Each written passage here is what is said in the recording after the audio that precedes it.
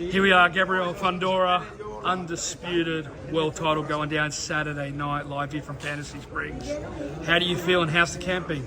The camp's been great. I feel wonderful and I'm just ready to get the fight done Saturday. You had an original opponent, the Argentina visa fell through, I think about 6-7 weeks ago. Now you've got Alexis Kubicki, tough girl, she's rocked up here today, she looks the part. Talked a little bit, what were your thoughts on what she was showing up there? Whatever, that's fine.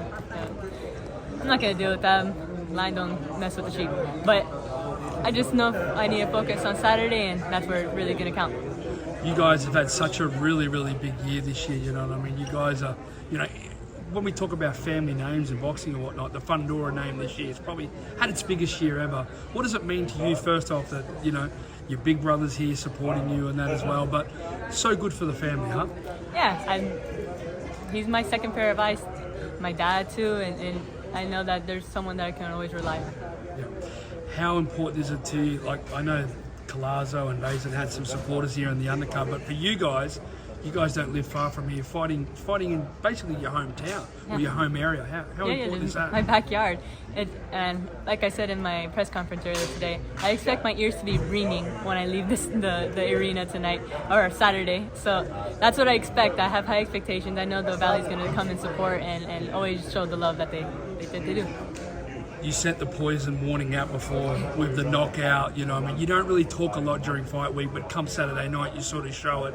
Have you had much time to study this girl and the tape and that and to see what she's all about? I leave that up to my coach and my father. You know, they're the one, he's the one that does the research and he tells me what to do and I'll put it in. I'll put the work in. No worries. Sebastian, for you, I know you got a big fight coming up, but we're not going to talk about that today. How important it is for you to support her this Saturday night and the great things, not only she's doing for women's boxing, but boxing in general. I think it's very important, but you know, the fact that I'm here or not being here, she's going to do her job. You know, this girl we saw today, quite of a talker. Talks a lot. Too much for my liking, but you know, my sister's the undisputed champion. She's going to show you guys why she's the undisputed champion on Saturday. You've been obviously close to the camp. Was this the best you've seen your sister in camp preparing for a fight?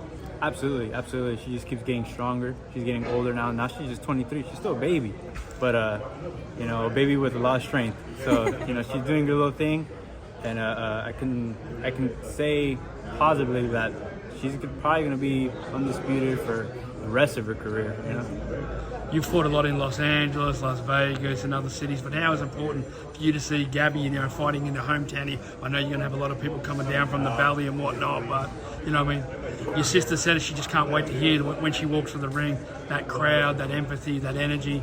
How important is that? Very important. Very important to see that people support us, people love us. You know, it's good for the sport.